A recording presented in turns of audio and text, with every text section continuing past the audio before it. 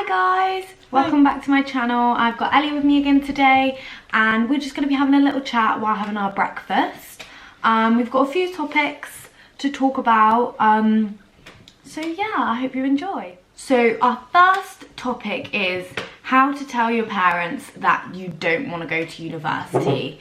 Now, obviously we're both at university, so that's kind of like a little bit of a tricky one for us to answer, but I took a gap year and I wasn't going to, and I had to obviously tell my parents this, so I do kind of like understand it a little bit. I wasn't actually originally going to go to uni. I never wanted to go.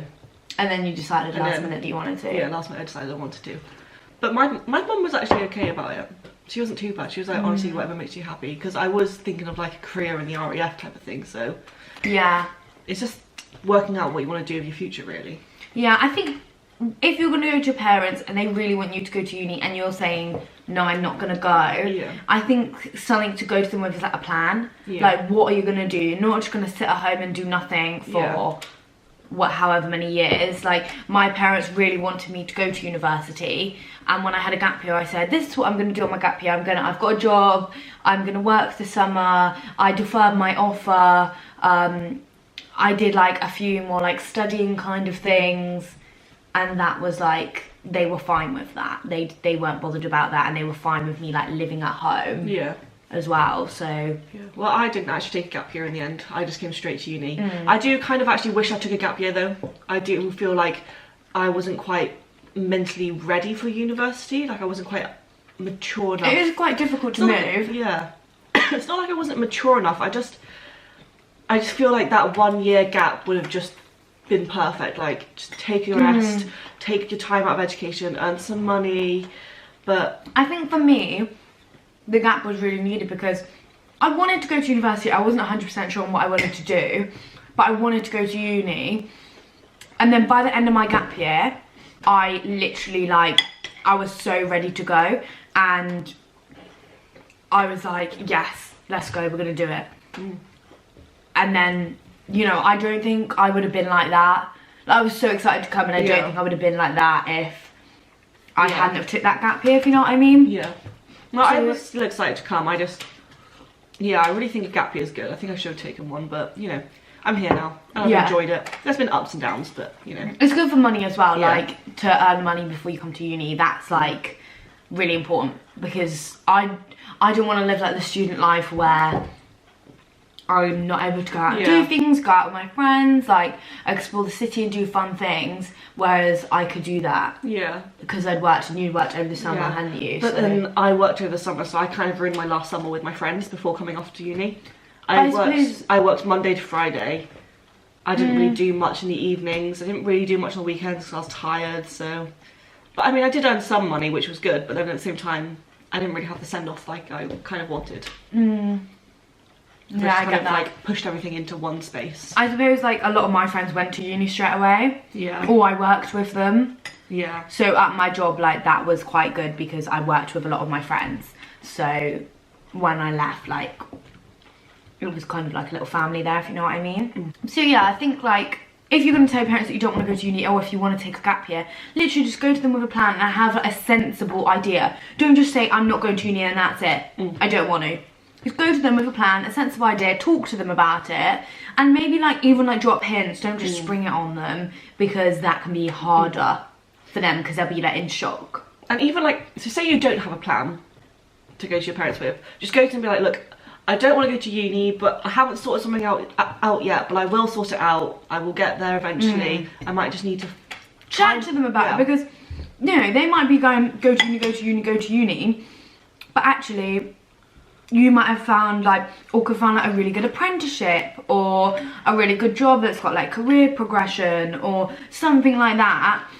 And even if you don't go to uni straight away, like, you can go to uni when you're 21, 23, 25, 27, like, there's no age limit on university, and there's so many degrees at like open university and all that stuff as well. So okay, so the next topic we're going to talk about is cheating. Obviously a lot of people have experienced this. So it kind of, a lot of people always say, if you've been cheated on, do you stay? Do you leave them straight away? Do you give them a second chance? Like, what do you kind of think about that? So, yeah, what do you think? I don't know, I have like loads of different opinions and reasonings behind those opinions. Like, part of me's like, absolutely not, don't stay. They cheated on you, they obviously clearly don't like you, so why would they cheat? But then part of me's like, well, you know, it might have been like a one-off thing, and like, but if it happens again, that's it. But then, so I'm kind of torn. I feel like I wouldn't stay. I would not stay. Personally, me, I wouldn't. But I understand why people do give second chances. Yeah, I think some people, like for instance, if you really, let's say for instance, you've got a boyfriend and he has cheated on you once and it's only happened once and it was just a kiss and he's really, really sorry for it and he actually is showing signs that he, you know, isn't going to do it again and that he genuinely has changed, then I think that's a little bit of a different situation to someone who's been cheated on multiple times and say, for instance, your boyfriend has slept with multiple girls on nights out, stuff like that, gone round to their houses. That's a completely different story to if it was just a kiss. And I think it depends on your relationship as well, like how strong you are together. I think that's a big factor. Yeah. And how far you are into your relationship. Yeah, no, I would say that as well. Because I know like a lot of people find out it happened 3 months into their relationship and now they're 2 years in. What do you do with then? Yeah. Because you've been happy for 2 years, but you found out that he cheated 3 months in. Yeah. That's a completely different situation, isn't it? Yeah, like if it hasn't happened since then, like... Yeah, you'd have to find out if it had happened since then. What would you do? Would you give a second chance or...? I'm not a forgiveful person. Like, She is. I will keep it. I hold things against people. Like, if it's something little, then I don't. But like, if someone's cheated on me, like, even if it's you just know, like, yeah, but you have to talk to someone to kiss someone. Do you know what I mean? Like, that's what you're not just gonna go up to someone and just kiss them straight away. Like, you have to be talking. You have to be talking. You have to be flirting. Like, touchy. Like connecting. Yeah. Like you don't just go and kiss random people for the hell of it. Like, no. You kind of connect on some sort of level. Yeah, and you have to kind of have had, at least like in a club, have had a dance, or if you're not in a club situation, have had like a conversation, or at least something. Like, so I think that that's what I'd have in my head the whole time, that you have to know. And then if you're talking to someone, surely you should think, hang on, stop. Or if they have slept with someone, then they've got the chance to think about and stop before they talk to them, think about and stop before they kiss them, think about and stop before they walk out of the club with them, think about and stop before they get in a taxi with them, and then before they get to their house, like, and then before they get into their bed. Like, there's so many opportunities. So if someone had slept with someone else, definitely not. Like, definitely not, no way. I wouldn't give a second chance. Because I just think like that makes me feel so disgusting. I just would never be able to treat someone like that, and I think it's really degrading. Like, you're worth so much more than for someone to cheat on you. Definitely. And you shouldn't have to feel like that. I don't know though, like, I think some people forgive too many times. Definitely, but then I guess it also depends on what sort of relationship you're in. It might be a bit of a controlling one, you know? Oh yeah, if you're in a controlling relationship, like, please some people get out as quickly as you can. Some people just can't escape, can they? No. And they just feel like they're totally in love with this person, that they're the only one for them, so they stay even though they're being treated like rubbish.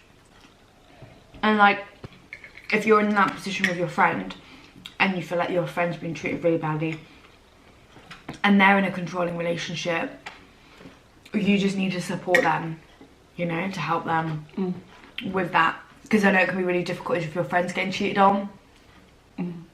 Because... Say you found out someone was cheating on me. You found out, I didn't know, would you tell me? Yes. Because you're, like... I think if it was just like a random friend, like, I wasn't really that close with them, but like, first of all, I live with you. So your partner would be coming round to our house and I just had to look them in the face and I knew that they cheated on you. I couldn't do that. No. I could not do that, ever. Good, glad you would tell me. Yeah.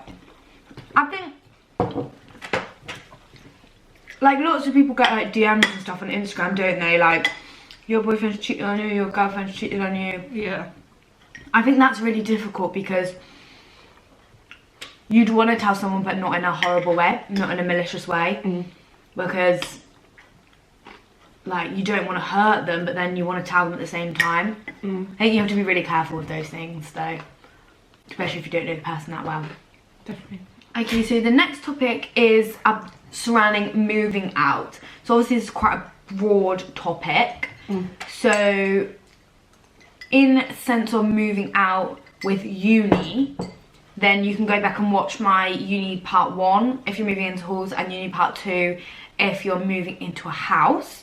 And there's loads of like tips and my experiences in those videos, so go and watch those. But in the kind of sense of moving out into a first time house, if you're renting or buying a house, that's something that we've not done. Obviously it's something that we're kind of like looking at for our future. And I mean, I plan a lot. I've already been looking at like what kind of houses that I would want to buy, like after I stop uni accommodation and kind of thing. So it is difficult because you need to remember like what your budget is and if you're going to rent or if you're going to buy. So if you're going to rent, like, it's completely different. So you just need to look at like what you're going to be able to afford each month and what the move-in fees are. But obviously if you're buying, you're going to need to do a mortgage calculator. And I actually watched a really good video that Jessica Jane did about moving in to she bought a house at 21 years old. And that was so informative, and it helped me so much in like looking up what I'm gonna buy and all the different schemes there are, like help to buy schemes. So definitely recommend watching that, so I'll link it down below. That was really informative and helped. Okay, and the last topic that we're gonna speak about today is what to do if you feel like you are in a toxic friendship, or you know someone who's in a toxic friendship. Yeah, so what you can do to get out, how you can help someone else, support someone else. Yeah. So if you want to lead on this, seeing as I've never had a toxic friendship, well, luckily. I've had like one kind of toxic friendship. I wouldn't say it's like fully toxic, but it was kind of there was some toxic traits about it, wasn't there? Yeah. I don't know, you kind of just feel like you're stuck. I felt like I was stuck a bit. So what kind of things gave you like the signals that it was toxic? Oh, it was just kind of like, I felt that she wanted me to like kind of change for who I was. She wasn't enjoying me like becoming friends with other people. She just kind of felt a bit, I don't know. Like this was jealousy. Seems to be like through that. Like she was kind of jealous of what you were doing. Yeah. I think it can strike a lot when you go to university. Definitely. I feel like going to uni though does put a lot of pressure on your old friendships, because obviously you do make friendships with other people, and it kind of just makes. Don't get me wrong, I still love my friends, like all of them, no matter what. But yeah. I don't know, just sometimes you have ups and downs, I say, in friendships. Yeah, definitely. I wouldn't say it was necessarily a toxic friendship, I'd just say it's kind of like we've had quite a few ups and downs. And there were some things that you were like, hang on, like this can't go on because it isn't right. Yeah. Like I can't live with you being like that with me because it's unfair, and it was unfair in your life, if you know what I mean. So it's like those kind of things. I think I had one of my friends was in a toxic friendship, and that was really difficult. Really? And it was when we went to sixth form, and she was really close with this girl throughout kind of like all of, kind of like from year 9 to like year 11 maybe, something like that. And I was quite close with her too. And you could just see that this friend just started closing in on her.